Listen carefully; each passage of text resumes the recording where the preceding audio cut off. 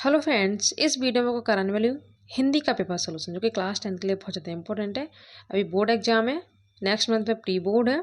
इससे आपको आइडिया लग जाए किस टाइप से क्वेश्चन आते हैं, और डिक्टो आपको इसमें से बहुत सारे क्वेश्चन सेम टू सेम मिलने वाले हैं। किस टाइप से मिलेंगे वो मैं आपको बताऊँगी।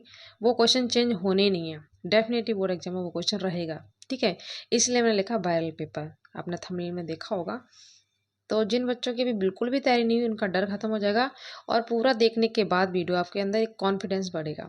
आप भी कहेंगे कि मैं भी कर सकता हूँ, 70 में से 70 ईजिली आप ला सकते हैं, अगर आप बिल्कुल नहीं पढ़े फिर भी। ठीक है, तो पूरा आपको एक्सप्लेन करूँगी, और इम्पोर्टेंट क्वेश्चन भी आपको बताती चलूँगी, वो क्वेश्चन जो same to same board exam में रिपीट होंगे। ठीक है, तो देखो, ये 20 मार्क्स के MCQ मिलेंगे। रचनाओं से जो आप जीवन परिचय में रचनाएं याद करते हैं ना, वहीं से आपकी आधी रचनाएं कवर हो जाएंगी। आपको मेन सारी एक रचनाओं का भी वीडियो मैं प्रोवाइड करवा दूंगी, मैं लास्ट ईयर भी करवाया था।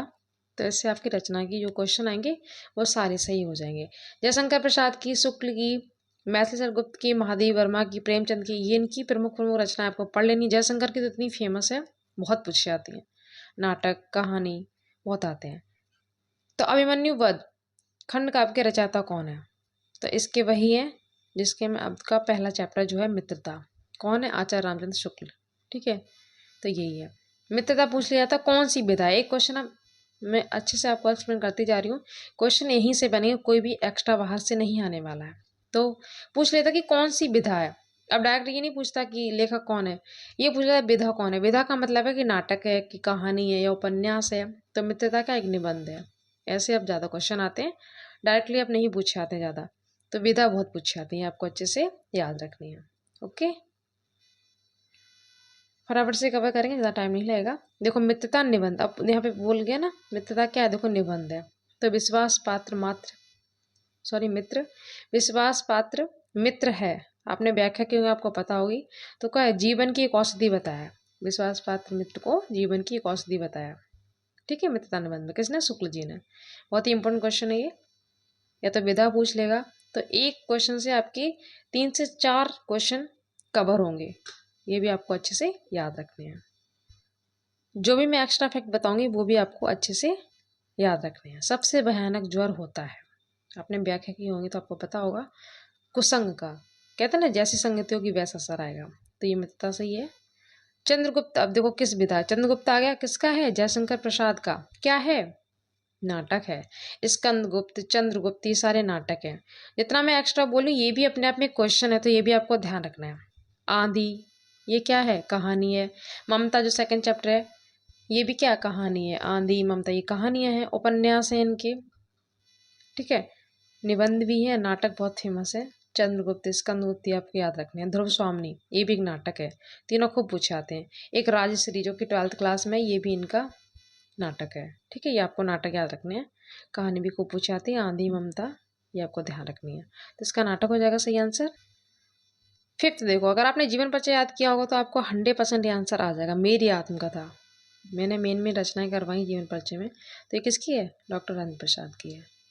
और इनकी लास्ट ईयर आई थी गांधी जी की देन, वो भी इन्हीं की है। मेरी यूरोप यात्रा, वो भी इन्हीं की है। ठीक है, तीनों याद रखने हैं। रासो, रासो बहुत पूछा था। रासो ग्रंथों की भाषा क्या है? बहुत इंपॉर्टेंट ये क्वेश्चन। डिंगल, डिंगल पिंगल बोलते हैं, तो रासो ग्रंथ की भाषा यही है। ओके, भक्ति काल की रचना, जिसने भक्ति की है तो भक्ति काल की रचना कौन सी होगी? बहुत ही सिंपल है। किसने की है? तुलसीदास ने। राम भक्ति की है तो विनय पत्र का यहाँ पे तुलसीदास की है ना, बाकी एक भी नहीं आएंगी। ठीक है, अगर सूर सारावली होती तो वो सूरदास जी की हो जाती, उन्होंने कृष्ण भक्ति की है। तो यहाँ पे भक्ति काल की पूछ रहे हैं ना, तो आप ऐसे याद रखेंगे ट्रिक से। विनय पत्रिका, गीतावली, कवितावली, दोहावली, मैंने जीवन परिचय में करवाया भी है, तो आपको पता होगा। तो ये तुलसी की है, तो यही वाली होगी भक्ति काल की, इसलिए आप कर लेंगे। अब तारा सप्तक, बहुत इंपॉर्टेंट क्वेश्चन है, मोस्ट इंपॉर्टेंट। 100% इससे एक क्वेश्चन आपको मिलेगा बोर्ड एग्जाम में। मैंने बोला ना, सेम टू सेम क्वेश्चन यहीं से मिलेंगे आपको, इसीलिए मैं जो एक्स्ट्रा आपको फैक्ट बता रही वो भी आपको ध्यान रखने हैं। तारा सप्तक की डेट 1943 में आया था। ठीक है, फिर 51 है 1900, दूसरा वाला। फिर है 7 7 ईयर्स आपको ऐड करना है, ये ट्रिक है। 43, 51, 59, तीनों डेट याद रखनी है, प्रथम द्वितीय तृतीय। ओके, ये डेट पूछ लेगा या फिर इसके लेखक, तो लेखक बहुत सिंपल है, संपादक कौन है, अज्ञे। ठीक। क्वेश्चन नंबर 9, बनपथ पर। जो तुलसीदास की व्याख्या आपने पढ़ी होंगी, धनुष भंग और बनपथ, आपको रिवीजन में मिलेगा। ठीक है, तो ये किससे ली गई है, ये कवितावली से ली गई है। आप संदर्भ में भी लिखते हैं ना कवितावली से, तो ये हो गया। मैं आपको एक्स्ट्रा प्रैक्टिस लिए बता रही हूँ कि क्वेश्चन यहीं से बनेंगे, जो जो बनने के चांसेस हैं वो भी आपको बता रही हूँ। मोस्ट इम्पोर्टेंट क्वेश्चन, कई बार रिपीट हुआ है। बिहारी की काव्यशैली है, तो ये मुक्तक है, बहुत इंपॉर्टेंट है, कई बार रिपीट हुआ है। लास्ट एक क्वेश्चन मैच हुआ था, इस साल भी होगा, आपको बिल्कुल भी टेंशन नहीं लेनी है। आप यकीन अगर आपको ना हो तो विद प्रूफ मैंने डाला था, आप देख सकते हैं। ठीक है, जितना आपको बता रही हूँ बस उतना करते जाना है, आपका पेपर देखना 70 आउट ऑफ 70 आप करके आएंगे। हंसी हंसी भाजे, आप हंसने की बात यहाँ पे आ गई, इसमें रस पूछ लिया, जिसको पढ़ के हंसी आए तो वो कौन सा रस होगा, हास्य रस होगा। ठीक है, आपके सिलेबस में हास्य, अब बोर्ड एग्जाम में क्वेश्चन देखते कहाँ से आता है, देख लेते कहाँ से बनेगा। दो ही रस हैं, आपको दोनों से क्वेश्चन या तो स्थाई भाव पूछेगा या फिर एग्जाम्पल के थ्रू पूछ लेगा कि मतलब इसमें कौन सा रस है। तो जिसको पढ़ के दुख हो वो करुण होगा, और जिसको पढ़ के हंसी आए वो हास्य होगा। ये तो आपके सिलेबस में नहीं, तो ये तो बिल्कुल भी नहीं है, एलिमिनेट आप इजीली कर लेंगे। हास्य और करुण पे ही आपको टिक लगाना है देख के, मतलब या तो हास्य होगा या करुण होगा। तो हंसने की बात हो रही है तो ये पे हास्य हो गया, या फिर इसका पूछ लेगा कि हास्य रस का स्थायी भाव हास्य। बहुत अच्छे से मैं आपको एक्सप्लेन करती जा रही हूँ, इससे बाहर आपको क्वेश्चन नहीं मिलेगा, देखना 100%। और ये क्वेश्चन इसमें से छपेगा बोर्ड एग्जाम में। करोड़ रस का स्थायी भाव लास्ट ईयर आप पूछ लिया था कि करोड़ रस का स्थायी भाव क्या है, तो इसका होता है शोक। करोड़ रस का स्थायी भाव क्या होता है, शोक। ठीक, और जिसमें दुख की बातें आएंगी तो करोड़ रस हो गया, हंसने की हो गया, हास्य हो गया। अब इससे बाहर वो क्या पूछेगा एग्जामिनर, क्योंकि आपके सिलेबस में दो ही रस है, इससे यही क्वेश्चन बनेंगे, तो स्थायी भाव बनेगा या फिर एग्जाम्पल के थ्रू पूछ लेगा। ओके, ऐसे ही। तो आपको एलिमिनेट करना भी आना चाहिए कि आपके सिलेबस में श्रृंगार शांत अद्भुत है ही नहीं, तो हास्य रस आप आंख बंद करके कर देंगे, 100% सही जाएगा। अलंकार मैंने सारे ट्रिक से करवा रखे हैं, ट्रिक से लास्ट ईयर सारे करवाए थे विद MCQ, तो वो आपको वीडियो देख लेने प्लेस पे जाके। बाकी मैं जब रिवीजन करवाऊंगी तो उसमें भी आपको हेल्प मिलेगी। जिसमें सम आ जाए, सम समान, तो वो उपमा अलंकार होता है। ठीक है, वैसे भी ये आपके सिलेबस में नहीं है, तो उपमा हो गया। ओके, जिस छंद के प्रत्येक चरण में एक समान मात्रा होती है, तो एक समान मात्राएं होंगी तो उसे क्या बोलेंगे, सम छंद बोलेंगे। ठीक है, एक समान होती है, इसमें अलग अलग होती है उसे विषम बोलते हैं। जैसे कि चौपाई है, चौपाई में प्रत्येक चरण में 16-16 मात्रा होती है, तो वो सम छंद हो गया। ठीक है, दोहा अर्ध सम हो गया, क्योंकि 11-11 13-13 होती है, ध्यान रखना। ओके, एक क्वेश्चन उपसर्ग और प्रत्यय से बनेगा, इनमें से एक जरूर मिलेगा, और बहुत सिंपल है, इसमें से वो कुछ भी दे दे। अनंत में पूछ रहा है तो ईजिली अब बना लेंगे। उपसर्ग क्या है, अन से बनेगा। अब यहाँ पे दो आधा ना आ रहा तो हम हलंत वाला लेंगे, ये वाला नहीं लेंगे, तो ये ध्यान रखना। ठीक है, या तो उपसर्ग से देगा या प्रत्यय से देगा, एक क्वेश्चन डेफिनेटली मिलेगा, बहुत सिंपल होते हैं। पूर्व पद संख्यावाची होता है, तो आपके सिलेबस में लास्ट ईयर दो ही मतलब समास थे, दिगु और द्वंद। इस बार 4 समास हैं, दिगु है, द्वंद है, कर्मधार है और बहुव्रीहि है। ठीक है, कर्मधार है और बहुव्रीहि है। तो पूर्व पद संख्यावाची किस में होता है, दिगु में होता है। द्वंद में तो ये चिन्ह आता है और वर्ड लग के आता है, जैसे कि माता पिता तो माता और पिता।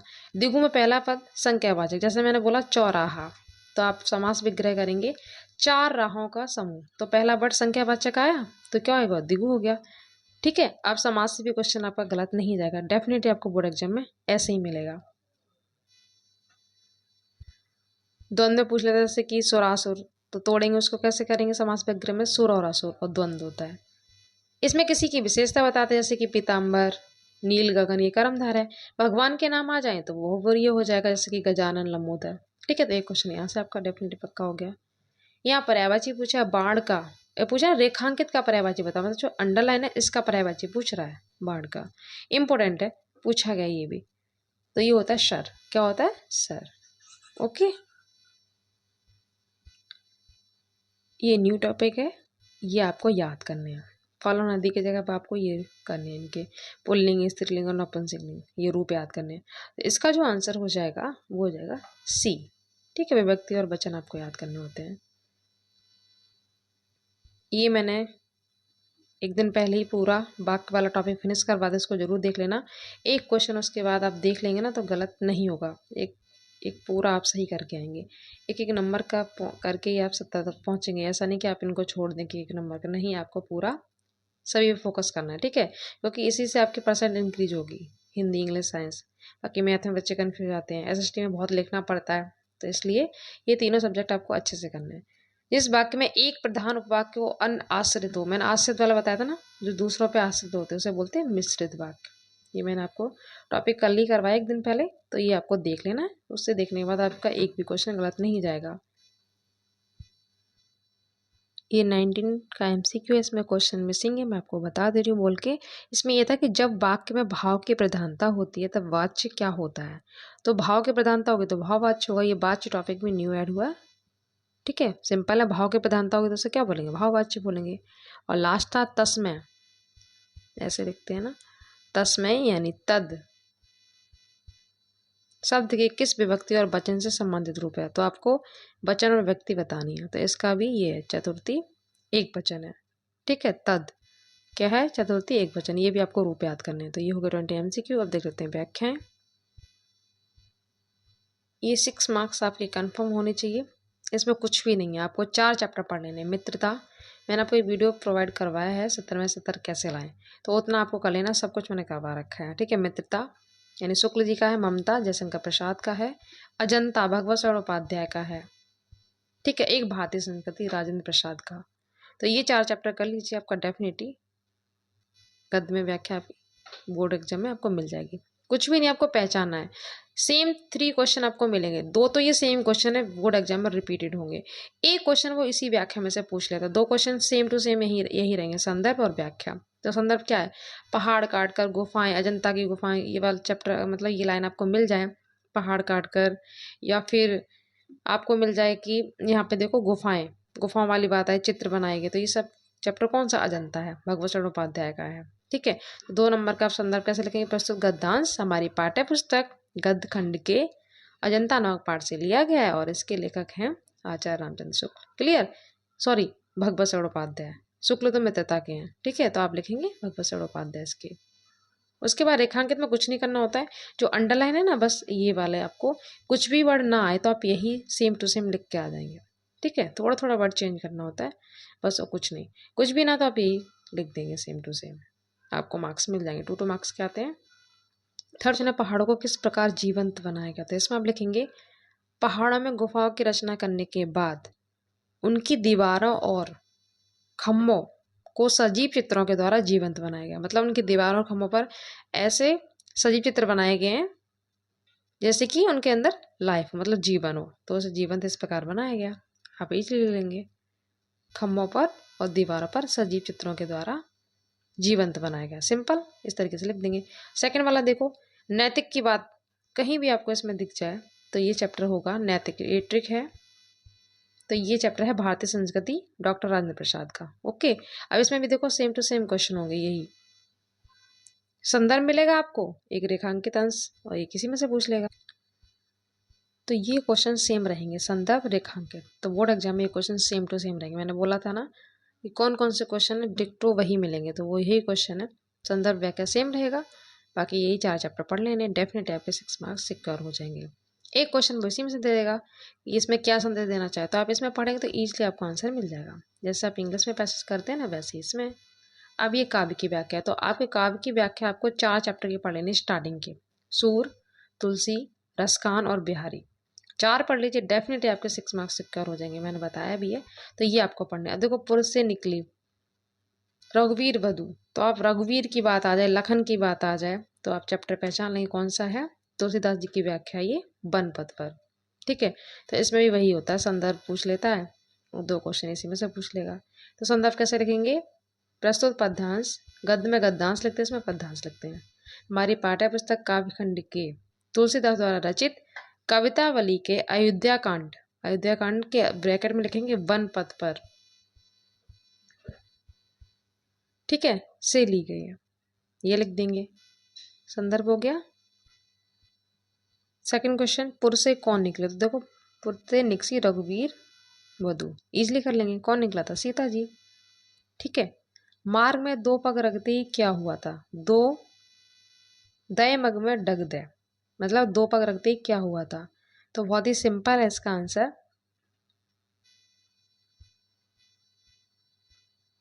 उनके माथे पर पसीने की बूंदें झलक आई थी। ठीक है, ऐसे लिख देंगे, माथे पर पसीने की बूंदें झलक आई थी, और कोमल जो होठ थे वो प्यास से सूख गए थे। ठीक है, कोमल होठ प्यास से सूख गए थे। तो इस तरीके से आप लिख देंगे, ये हुआ था दो पग रखते ही। ये हो गया। बोर्ड एग्जाम में आपको व्याख्या ऐसे ही मिलेगी, स्टार्टिंग के 4 चैप्टर में से एक दे देगा, एक लास्ट के चैप्टर में से देगा। तो आप स्टार्टिंग के 4 चैप्टर कर लीजिए, आपको लास्ट चैप्टर करने की जरूरत नहीं है। ये वाला देखो सच्चा प्रेम है, ये वाली है राम नरेश त्रिपाठी की है, ये फेमस है बहुत ही, स्वदेश प्रेम। ठीक है, ये भी इंपॉर्टेंट है, पर अगर आपने स्टार्टिंग के चैप्टर किया तो आपको ये करने की जरूरत नहीं है। ठीक है, इंपॉर्टेंट है, ऐसे आपको बोर्ड एग्जाम में मिलेगा। तो बिल्कुल भी टेंशन नहीं लेनी, जितना बताऊँ बस उतना कर लीजिए, डिक्टो आपका एक एक क्वेश्चन मैच हो जाएगा 100%। चॉइस में भी इस तरह से 3 क्वेश्चन मिलेंगे। उसके बाद संस्कृत की, इसमें मैंने आपको 2 चैप्टर बताए मेन, वाराणसी और भारतीय संस्कृति, 2 कर लेने हैं। भारतीय संस्कृति गद्य में भी है और संस्कृत में भी है। ठीक है, एक प्रबुद्ध ग्रामीण का भी आपको स्टेंजा पढ़ लेना है, वो मैं आपको करवा दूंगी। बाकी ये दोनों चैप्टर मैंने करवा दिए और श्लोक भी सारे करवा दिए, बस रिविजन करवाना है मुझे। ऐसा नगरी बहुत इंपॉर्टेंट है, ये मैंने आपको अच्छे से करवाया बहुत। ये किस में से लिया गया? वाराणसी में से। और व्याख्या जब आप कर लेंगे तो आप संस्कृत के क्वेश्चन आंसर इजीली बना लेंगे। ठीक है, संस्कृत भाषा का केंद्र स्थल है कौन? वाराणसी। यहीं से संस्कृत का जो व्याकरण का प्रकाश है सब जगह फैला है। मुगल युवराज दारा सिकों ने यहाँ आकर भारतीय दर्शन शास्त्रों का अध्ययन किया और उनके ज्ञान से प्रभावित होकर उन्होंने क्या किया? उपनिषदों का अनुवाद पारसी भाषा में कराया। तो क्वेश्चन ऐसे ही बनता है, किस भाषा का केंद्र स्थल है वाराणसी? तो संस्कृत भाषा का है। ठीक है, उपनिषदों का अनुवाद पारसी भाषा में किसने कराया था? दारा सिकों ने कराया था। बहुत इजी आपको लगेंगे, प्लेस बनी वहाँ पे आके कर लीजिए, बहुत सिंपल है। ठीक है, ये देखो वही चैप्टर प्रबुद्ध ग्रामीण मैं आपको बता रही थी, वाराणसी, और एक चैप्टर आपको वाराणसी भारतीय संस्कृति, 2 भी पढ़ लेंगे तो 100% आपको मिल जाएगा। ठीक है, तीसरा आप एक नज़र पढ़ सकते हैं इसको, ग्रामीण वाला। इसका श्लोक बहुत इंपॉर्टेंट है, आप तो दूरगामी वाला लास्ट राय भी था। जिन बच्चों को संस्कृत से डर लगता है वो व्याख्या जरूर देख लें, प्लेस पे जाके एकदम डर खत्म हो जाएगा और आपको एक एक लाइन समझ में आ जाएगी और संस्कृत में भी इंटरेस्ट आ जाएगा 100%। ये नया चैप्टर ऐड हुआ है अनुयोक्ति विलास वाला, इसमें से क्वेश्चन 100% आपको एग्जाम में मिलेगा। बाकी अदर में जो चैप्टर हैं, भारतीय संस्कृति का एक चैप्टर हो गया। ठीक है, जीवन सूत्राणी के श्लोक कर लेने आपको, और वीर वीरण के 3-3 श्लोक, मेन सारे चैप्टर के मैंने करवा रखे हैं, आपको मिल जाएंगे। ये देखो जीवन सूत्राणी का यहाँ पे दिया है। श्लोक कैसे लिखेंगे? मतलब संदर्भ, प्रस्तुत श्लोक हमारी पाठ्य पुस्तक संस्कृत खंड के जीवन सूत्राणी नामक पाठ से लिया गया है। उसके बाद आप हिंदी में अनुवाद कर देंगे। धनों में उत्तम धन क्या है, अन्न में उत्तम अन्न क्या है, लाभ में उत्तम लाभ क्या है, सुखों में उत्तम सुख क्या है। ये यक्ष जी क्वेश्चन पूछ रहे थे युधिष्ठिर से, युधिष्ठिर ने फिर आंसर दिए थे यहाँ पे, बहुत ही सिंपल है, मैंने करवा दिया ये पूरा। तो इसके उन्होंने आंसर भी दिए थे। पहला था अन्नों में उत्तम अन्न पूछा था, चतुर्था अन्नों में उत्तम क्या है? चतुर्था। और धनों में उत्तम शास्त्र, धनों में उत्तम धन क्या है? शास्त्र है। ठीक है, लोभ में उत्तम लोभ क्या? आरोग्य, मतलब जिसके अंदर कोई रोग ना हो। और सुखों में सबसे उत्तम सुख क्या है? संतोष। बहुत ही सिंपल था, तो ये कर लेंगे आप। एक श्लोक आपको लिख देना है। ये क्वेश्चन सेम टू सेम रहने वाला है, चेंज नहीं होगा। आपको सर्ग बिल्कुल भी नहीं करने, एक ही दोनों में से एक करना होता है।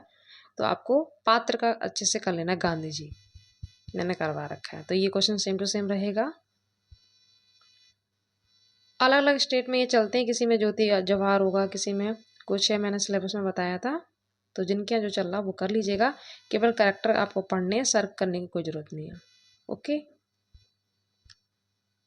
उसके बाद जीवन परिचय डेफिनेटली आपको same to same board exam में मिलेंगे। शुक्ल, राजेंद्र, जयशंकर प्रसाद, 3 कर ले, 100% आपको एक मिल जाएगा। ठीक, 2-2 रचनाएं इनकी, और ये सेम टू सेम क्वेश्चन रहेगा। सेम टू सेम इसमें भी रहेगा। सूर तुलसी 2 अल्टरनेटिव है, एक हर साल आता है। सूर तुलसी और बिहारी 3 इधर करने हैं, ये सेम टू सेम रहने वाले। इसमें देखो तुलसीदास मिल गया। ठीक, ऐसे आपको बोर्ड एग्जाम में मिलेगा, बिल्कुल भी टेंशन नहीं लेनी है। इसीलिए मैंने बोला viral paper, same to same ऐसे क्वेश्चन रहेंगे।